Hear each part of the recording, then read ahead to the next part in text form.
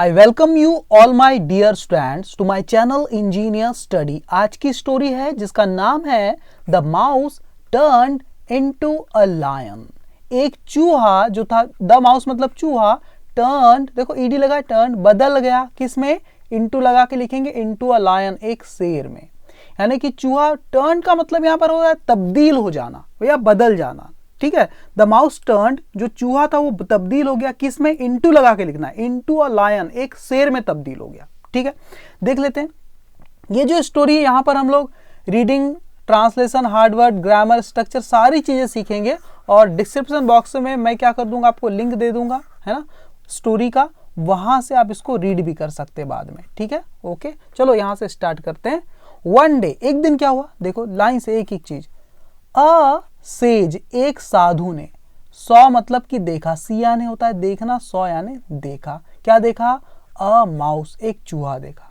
कैसा चूहा देखा भाई? क्या हो रहा था? बीइंग चेज्ड मतलब पीछा किए जाते हुए, मतलब उस चूहे का पीछा किया जा रहा था। ऐसे चूहे को देखा, बाय यानी के द्वारा, किसके द्वारा? अ कैट, एक बिल्ली के द्वारा। ठीक है, साधु ने एक चूहा देखा।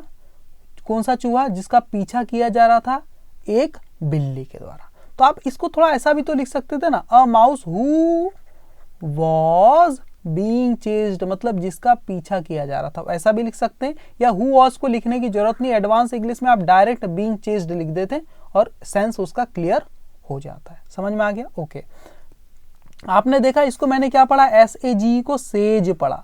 तो जी के बाद अगर आपको ई, आई या वाई, अगर ये वर्ड दिखाई देते हैं तो उस जी को हम क्या पढ़ते हैं?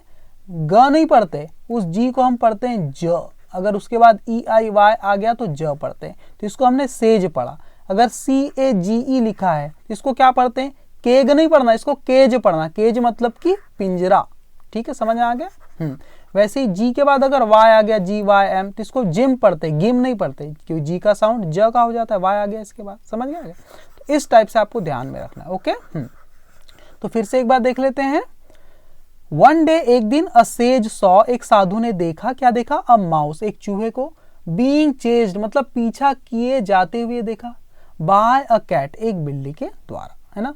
द सेज, उस साधु ने, पहले यहां अ सेज लिखा था क्योंकि पहली बार जिक्र हो रहा था, इसलिए सेज को अ सेज बोला था, इंडेफिनेट आर्टिकल लगाया था।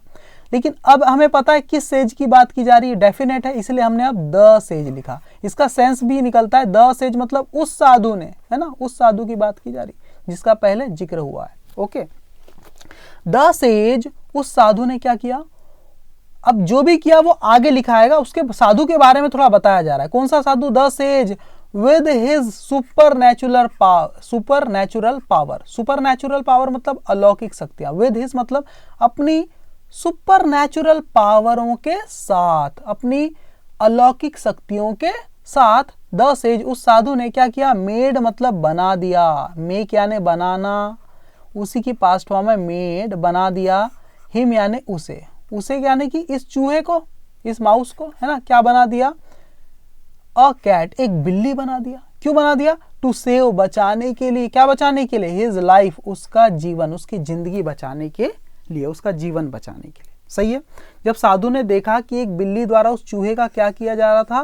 पीछा किया जा रहा था, तो क्या हुआ? द सेज, वो जो साधु थे, विद हिज सुपरनैचुरल पावर, अपनी सुपरनैचुरल पावरों के साथ, अपनी अलौकिक शक्तियों के साथ उन्होंने क्या किया? मेड हिम अ कैट, उसे एक बिल्ली बना दिया, उस चूहे को, टू सेव हिज लाइफ, उसकी जिंदगी बचाने के लिए। ठीक है।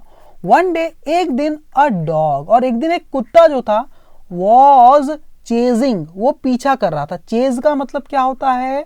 पीछा करना, उसी का आईएनजी फॉर्म है chasing.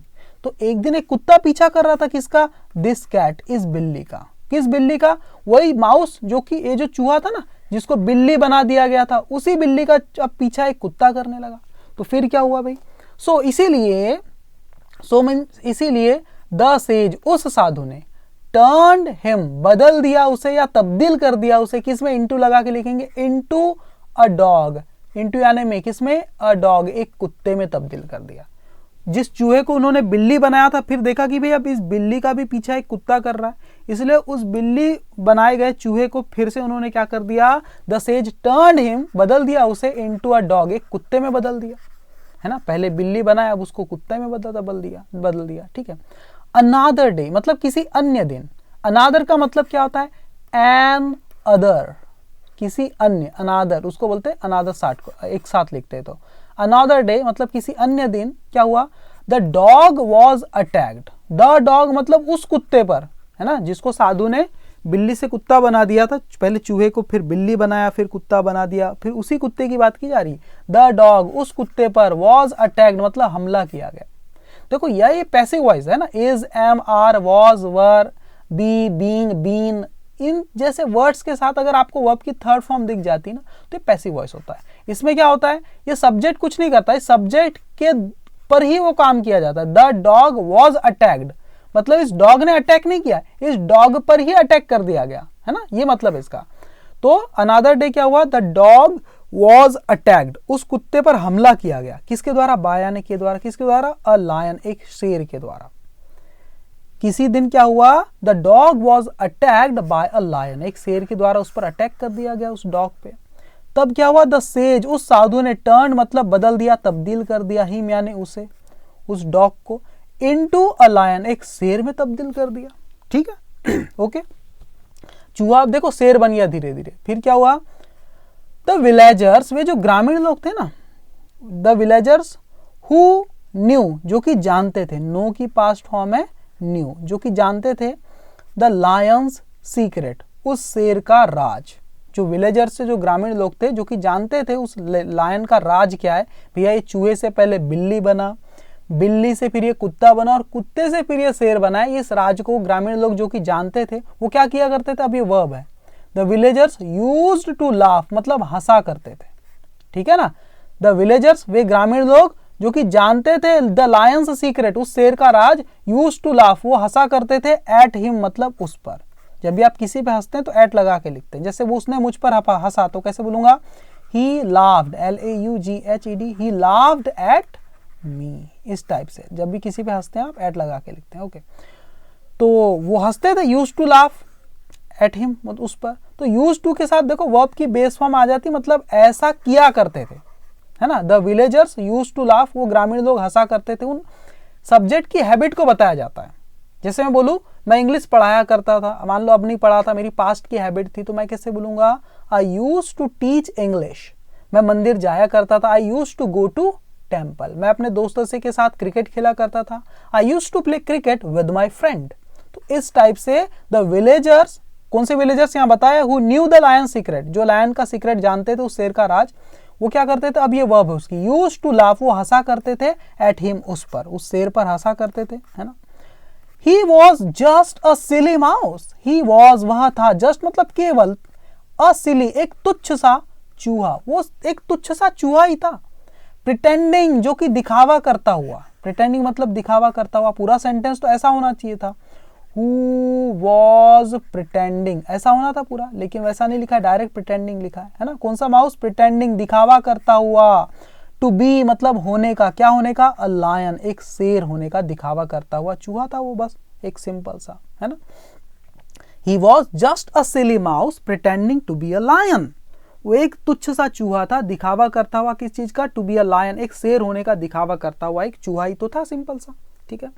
The lion thought, the lion उस शेर ने, थॉट, थॉट मीन्स सोचा, उस शेर ने सोचा, क्या सोचा, he could never stop the jokes, जो गांव के लोग उसका मजाक उड़ाते थे ना, है ना, उसने सोचा कि ही कुड नेवर स्टॉप वो कभी नहीं रोक पाएगा, क्या नहीं रोक पाएगा, द जोक्स मतलब इन चुटकुलों को, है ना।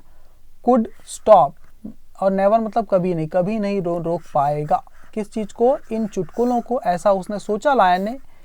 इसलिए क्या हुआ, अनटिल एंड अनलेस, आगे और सेंटेंस क्या, जब तक की, कब तक नहीं रोक पाएगा, जब तक की, अनटिल एंड अनलेस का मतलब होता है जब तक की, है ना, जब तक की, ही किल्ड द सेज, जब तक कि वो मार न दे उस साधु को, जब तक कि उस साधु को वो मार न दे तब तक वो अपने ऊपर जो चुटकुले करते हैं लोग, जो गांव के लोग, वो उसको बंद नहीं कर पाएगा, रोक नहीं पाएगा, ऐसा उसने सोचा, ठीक है।